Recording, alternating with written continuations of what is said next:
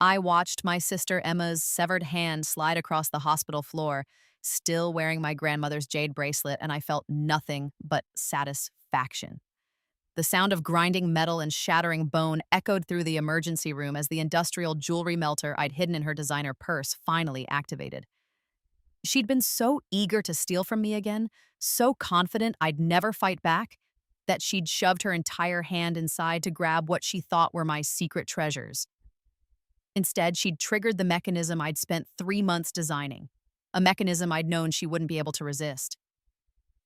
"Help me!" Emma shrieked, collapsing against the admission desk as blood pooled beneath her. "It's burning! It's melting my hand!" The nurses rushed forward, but I stayed exactly where I was, arms crossed, watching my 28-year-old sister finally experience a fraction of the pain she'd inflicted on me for 2 lifetimes. Because yes, 2 lifetimes. This wasn't my first time living through Emma's torture. In my previous life, I'd died at 32, poisoned by the very sister now screaming on the floor. I'd been reborn at age 15, 3 months before the great jewelry theft that had destroyed my first life, and I'd spent the last 13 years preparing for this exact moment. Let me take you back to where this really began. My name is Charlotte Hayes, and I've been Emma's victim since the day she was born. I was 5 years old when our parents brought her home from the hospital. I remember being excited. I'd finally have someone to play with, someone to share my toys with, someone who would love me. What I didn't know was that Emma's arrival would mark the beginning of my systematic erasure from the family. It started small. My mother, Margaret Hayes, had always been cold, but after Emma was born, that coldness transformed into active hostility toward me. Every cry from baby Emma was somehow my fault. Every moment of attention I received was stolen from Emma's rightful share. By the time I was 7 and Emma was 2, I'd learned to make myself invisible. The jewelry came into my life when I was 8 years old. My grandmother, my father's mother, had always been the only person who truly loved me. She saw how my mother favored Emma, how my father simply looked the other way, pretending not to notice his wife's cruelty. Grandma started giving me pieces from her collection: jade bracelets, pearl necklaces, gold rings with intricate designs, diamond earrings that had been in our family for generations. Each piece came with a story, a connection to our heritage, a tangible reminder that I was valued, that I belonged to something bigger than my parents' toxic household. "These are yours, Charlotte," Grandma would say, pressing a cool jade bangle into my small hands. "Never let anyone tell you otherwise. These pieces carry our family's luck, our strength, our survival. They're meant for the granddaughter who needs them most." I'd kept them in a locked box under my bed, taking them out only when I was alone, running my fingers over the smooth stones and precious metals, imagining the women who'd worn them before me. They were my treasure, my inheritance, my proof that I mattered. In my first life, I'd been stupid enough to believe they were safe. Emma had started asking about the jewelry when she turned 16 and I was 21. By then, I was in college, working 3 jobs to pay my tuition because our parents had given all their financial support to Emma's private school education. I came home for Christmas break to find my little sister transformed into a social media influencer, her Instagram feed full of designer clothes and expensive accessories that I knew our parents couldn't afford. "Where did you get all this?" I'd asked, scrolling through her photos. "Gifts from admirers," Emma had said with a smug smile. "Some of us are just naturally more valuable, Charlotte." You wouldn't understand. I should have seen it coming. I should have known that Emma's obsession with luxury items would eventually turn toward my grandmother's collection. But I was naive, exhausted from working myself to death, and still desperately hoping that my sister might develop a conscience. The theft happened on a Friday night in March. I'd come home from my shift at the campus library to find my room ransacked and the jewelry box empty. Every single piece gone. Emma had taken a hammer to the lock, not even bothering to hide what she'd done. "Where is it?" I'd screamed, bursting into her room. "Where's my grandmother's jewelry?" Emma had been lounging on her bed, scrolling through her phone, not even looking up. "I have no idea what you're talking about. You broke into my room. You stole." "Prove it," Emma said, finally meeting my eyes with a coldness that made my blood freeze. "Go ahead, Charlotte. Call the police. Tell them your sister stole jewelry that no one can verify you ever had. Jewelry that Grandma probably meant to give me anyway, since I'm the pretty one, the successful one, the daughter Mom and Dad actually love. I'd run to our parents, sobbing, begging them to make Emma return my inheritance. My mother had looked at me with such disdain that I'd physically recoiled. "Stop being dramatic, Charlotte," Margaret had said, not even pausing her dinner preparation. "Emma would never steal. You probably lost it, or sold it for drug money, or, I've never done drugs." "Lower your voice. You're embarrassing yourself. Maybe if you spent less time working and more time on your appearance, you'd have admirers who bought you nice things too. Emma has simply cultivated relationships." "She stole from me."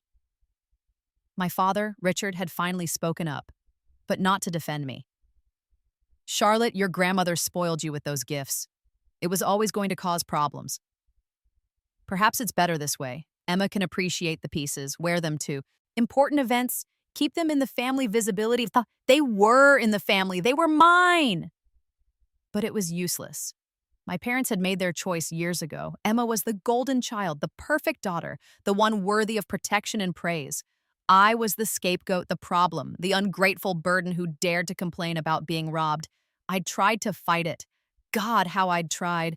I'd called every pawn shop in the city, every luxury consignment store, monitoring online listings for months. Emma had been smart, though. She'd sold the pieces slowly, carefully, through private dealers and international buyers. By the time I tracked down a single jade bracelet, the one Grandma had given me first, the one with the carved dragons, it had already been purchased by a collector in Singapore for $50,000. $50,000. The collection Emma had stolen and liquidated was worth over $2 million. Money she'd used to fund her lifestyle, her influencer career, her apartment in Manhattan. Meanwhile, I was drowning in a student debt, working myself sick, surviving on ramen and the occasional food bank donation. The poison came 2 years later, right after Grandma died. The funeral had been a circus. Emma had shown up in a designer black dress, weeping performatively for the cameras she'd made sure to invite.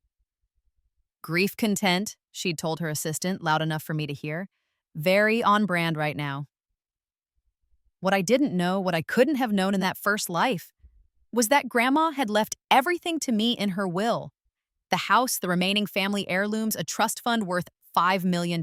My parents had been furious, Emma had been apoplectic, and I'd been too naive to see the danger. They'd invited me to Sunday dinner 3 weeks after the will reading. Family reconciliation, my mother had called it. We need to put this inheritance ugliness behind us. I'd actually believed her. I'd actually thought my family might finally acknowledge what they'd done to me, might finally apologize for years of favoritism and theft and gaslighting. I dressed in my best outfit, one of my 3 nice pieces, and arrived at the family home with a hopeful heart. Emma had served the wine herself. I should have known. I should have remembered that Emma never served anyone anything unless it benefited her. But I'd been desperate for reconciliation, desperate to believe my family could change. The poison had been slow acting. I'd made it home before the symptoms started. The burning in my throat, the seizures, the blood pooling in my stomach. I'd died alone in my apartment, choking on my own vomit, my phone just out of reach, thinking about jade bracelets and my grandmother's disappointed face and how stupid I'd been to ever trust my family. My last thought had been, if I could do it again, I'd burn it all down. And then I woke up. I opened my eyes to my childhood bedroom, painted the pale yellow. I'd chosen when I was 14. My walls were covered with high school achievement certificates. My desk held textbooks for classes I'd already taken. My phone, an ancient iPhone 6 that I'd thought was cutting edge at the time, showed a date that made my heart stop. October 15th, 3 months before Emma's original jewelry theft. I'd sat up in bed, 15 years old again, and started laughing, then crying, then laughing again until my mother pounded on the door and told me to shut up, that Emma was trying to nap. I'd been given a second chance, an impossible, miraculous second chance. And I knew exactly what I was going to do with it. The first thing I did was contact Grandma, who was still alive, still healthy, still the only family member worth saving. I'd asked to visit her alone, and when I'd wrapped my arms around her and whispered, "I know what Emma's going to do," she'd immediately understood. Grandma had always been sharp. "Tell me everything, Charlotte." So I had. I'd told her about the theft, about the poison, about dying alone while my family celebrated stealing my inheritance. Grandma had listened with a face like stone, and when I finished, she'd said three words that changed everything. Let's destroy them. Over the next 3 months, we'd laid the groundwork for Emma's downfall. Grandma had her jewelry collection professionally photographed, documented, and appraised, with specific notes about which pieces were designated for me. She'd updated her will with ironclad language that my parents couldn't contest. She'd set up a trust fund that would activate only if I was still alive at age 25, insurance against another poisoning attempt. But the jewelry itself, that required special planning. Emma will still try to steal them, I told Grandma, even with documentation, even with security measures. She can't help herself. She sees something beautiful that's mine, and she has to take it. Then let's give her something to take, Grandma had said with a smile that reminded me why I'd always loved her. Something that will mark her as a thief for the rest of her life. We'd had the original pieces moved to a secure vault. In their place, Grandma commissioned a jeweler she trusted to create perfect replicas, with one crucial modification. Each piece was embedded with a microscopic tracker, sophisticated enough that Emma would never notice, but powerful enough that I could monitor every movement, every sale, every transaction. But we hadn't stopped there. Because I'd known, thanks to my memories of the first life, that Emma's stealing wouldn't end with jewelry. She'd stolen my college fund. I'd caught her this time, documented it, pressed charges. She'd tried to steal my scholarship applications. I'd submitted them early, kept copies, gotten into an even better school. She'd attempted to sabotage my internship. I'd recorded her calling my boss with lies, played it back for HR, got her banned from the company. At every turn, I'd been 3 steps ahead, because I'd already lived through her playbook once. I knew every move she'd make before she made it.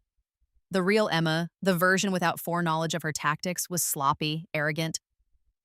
She'd grown up so confident in our parents' protection that she'd never learned subtlety. Every theft, every lie, every sabotage attempt was documented, time-stamped, and filed away in my growing dossier of evidence. But I'd still let her have the jewelry. 3 months after my rebirth, right on schedule, I'd accidentally left my jewelry box unlocked while home for winter break. Emma had taken the bait, stealing every single replica piece, exactly as she had in the first timeline. Except this time, I'd watched her do it. I'd hidden a camera in my room, captured her breaking the lock, filmed her stuffing jade and pearls and gold into her designer purse. I'd recorded her mocking me to her friends later. Charlotte's so stupid. She left $2 million in jewelry just sitting in her room. God, she deserves to be robbed. I'd filed the police report this time, with evidence, with documentation, with Grandma's lawyers breathing down the detective's neck until they took me seriously. Emma had been arrested, tried, and convicted of grand larceny. She'd served 6 months in county jail, a slap on the wrist, really, thanks to our parents hiring the best lawyers money could buy. But it had been enough to destroy her pristine image, tank her follower count, kill her influencer career before it really started. My parents had never forgiven me. You sent your own sister to jail, my mother had hissed at Grandma's next family dinner. What kind of monster are you? The kind who won't be poisoned, I'd said calmly, watching my mother's face go white. Yes, Mom, I know about the dinner you're planning. I know about the wine Emma's been researching. I know everything.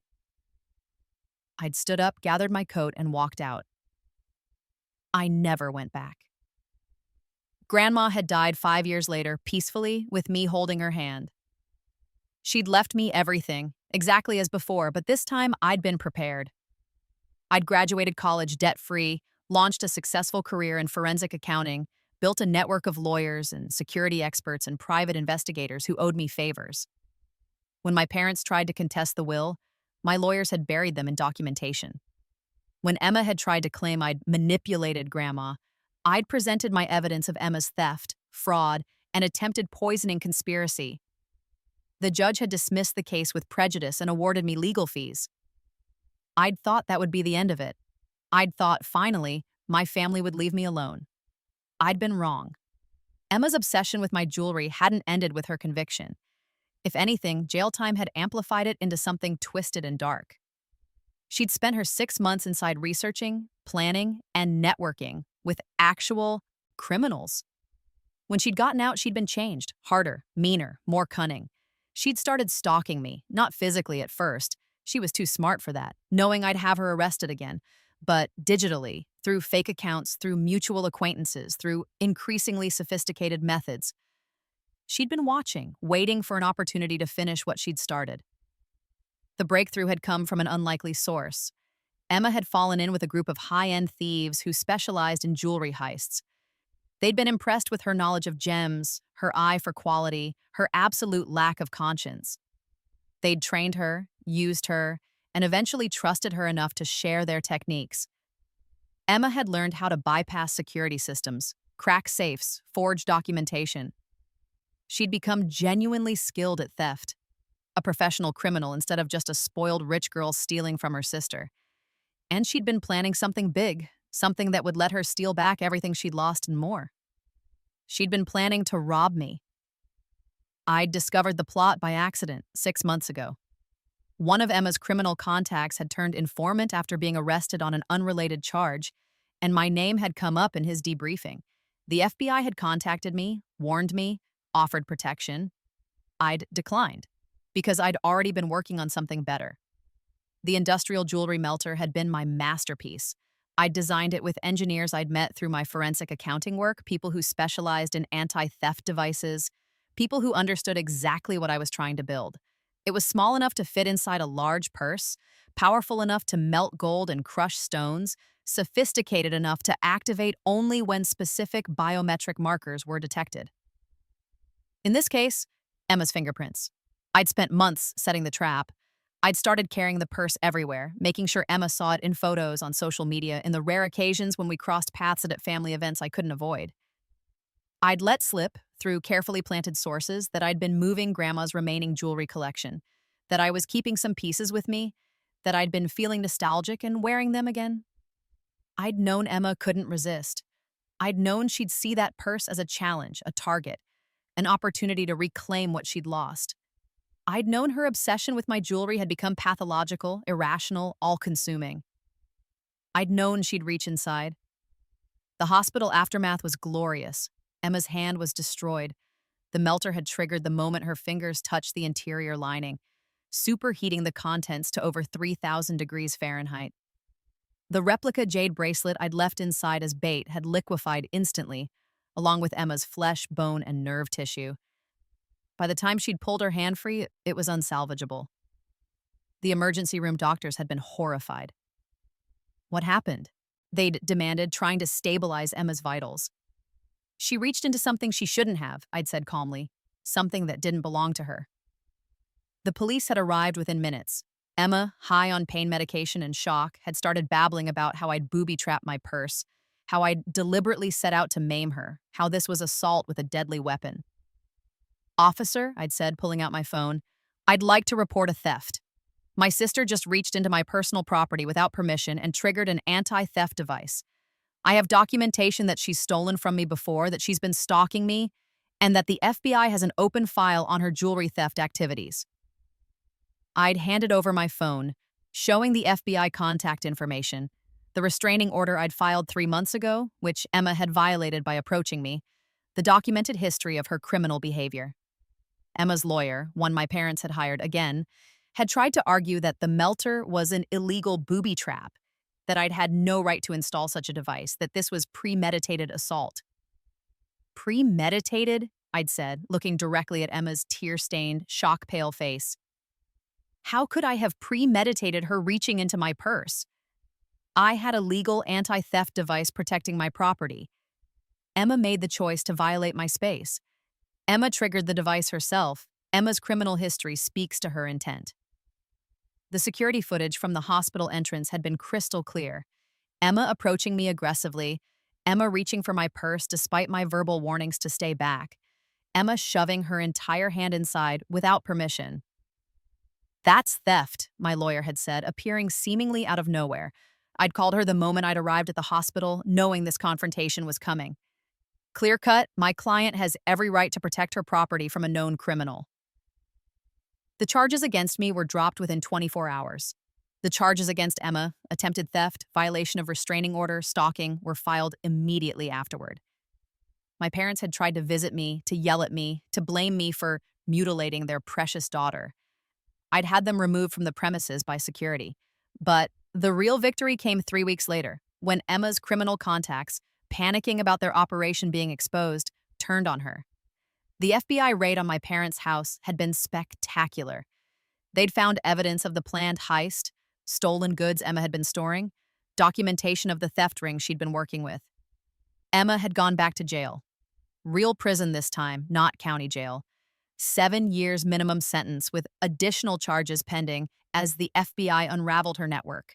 My parents' assets had been seized as part of the criminal investigation. They'd been funding Emma's criminal activities, knowingly harboring stolen goods, participating in conspiracy to commit felony theft.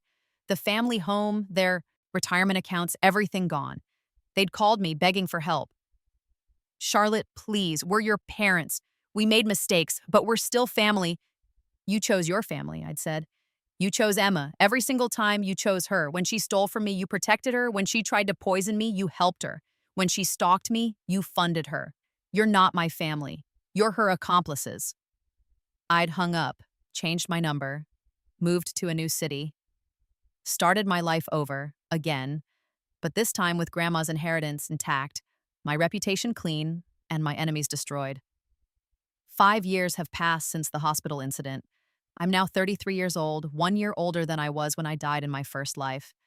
I own a forensic accounting firm that specializes in fraud investigation and asset recovery. I've become wealthy in my own right, building on Grandma's inheritance with smart investments and genuine talent. I have friends, real friends, not the fair weather associates I'd had before, and a partner who loves me, who knows my history and admires my strength.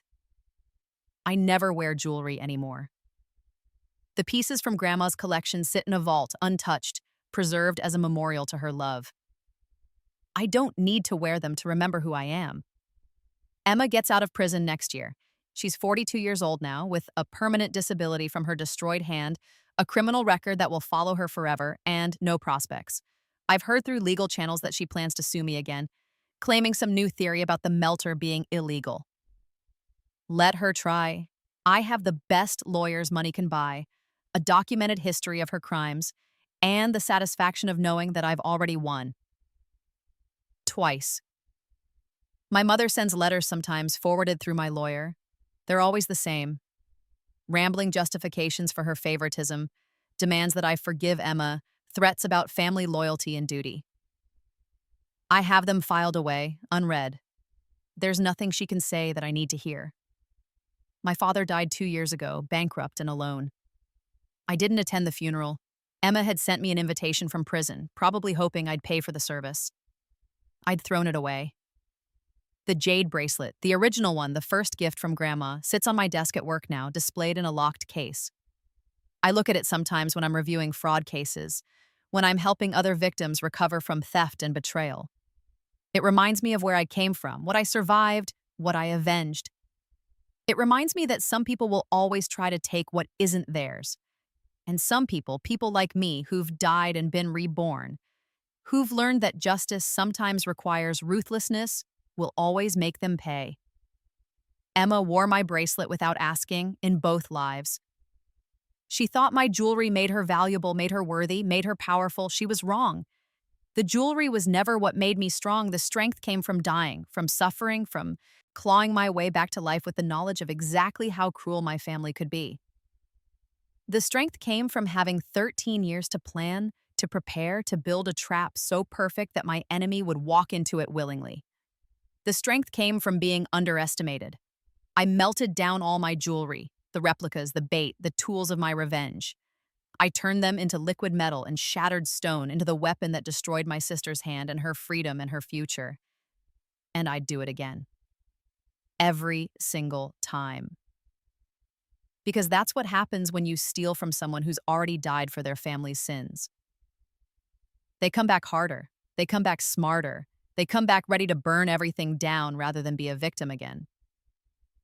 Emma learned that lesson the hardest way possible. She wore my bracelet without asking. After Rebirth, I melted down all my jewelry. and I melted down her life along with it. Sometimes, late at night, I dream about my first death. I dream about the poison burning through my veins, about dying alone, about Emma toasting my demise with the same wine that killed me. I dream about the jade bracelet on her wrist, bought with my inheritance, worn to my funeral. I wake up in my luxury apartment, in my comfortable bed, with my loving partner beside me, and I smile. Because this time, Emma's the one who lost everything. This time, I'm the one who survived. Rebirth isn't just about getting a second chance. It's about using that chance to ensure your enemies never get one. My grandmother understood that. That's why she gave me the jewelry in the first place, not as treasure, but as a test. Would I protect it? Would I fight for it? Would I become someone strong enough to deserve it? In my first life, I'd failed that test. I'd been weak, trusting, desperate for family love that was never coming. In my second life, I passed with honors. The jewelry is gone now, all of it melted or destroyed or locked away. But I don't need it anymore. I've become something better than precious metals and stones. I've become steel. I've become fire. I've become the kind of person who plans for 13 years to destroy her enemies completely, who turns family heirlooms into weapons, who watches her sister's hand dissolve without flinching. I've become exactly the person my family deserved. Emma will get out of prison next year, broken and desperate. She'll probably try to contact me, try to manipulate me one last time. She'll use the same tactics that worked on me in my first life. Tears, apologies, promises of change, appeals to family loyalty. It won't work. Because I remember the poison. I remember dying. I remember the jade bracelet on her wrist at my funeral, my grandmother's precious gift worn by the woman who murdered me. I remember everything, and I've made sure she'll never forget. The melter sits in my office safe now, deactivated but preserved as evidence. Sometimes I take it out and hold it, remembering the sound of Emma's screams, the smell of burning flesh, the satisfaction of watching 13 years of planning come to fruition in a single perfect moment. My therapist, yes, I see a therapist now, because surviving familial abuse requires professional help, says I need to let go of my anger. She says holding on to revenge will poison me eventually, that I need to find peace and forgiveness. I smile and nod and agree with her. But I don't tell her the truth, that I've already found peace. That peace, for me, looks like my enemies destroyed and my inheritance intact, and my life built on the ashes of their cruelty. That peace looks like knowing I'll never be a victim again. Emma wore my bracelet without asking, and she paid for it with her hand, her freedom, her future. My mother enabled her, and she paid for it with her home, her money, her comfortable life. My father looked away, and he paid for it with a lonely death, bankrupt and unmourned. They all underestimated me. They all thought I'd forgive, forget, move on like I had before. They forgot that I'd already died once for their sins. They forgot that death changes you. They forgot that some people come back from death ready to drag everyone down with them. I didn't just melt down my jewelry after rebirth. I melted down everyone who ever tried to steal from me, and the world is better for it.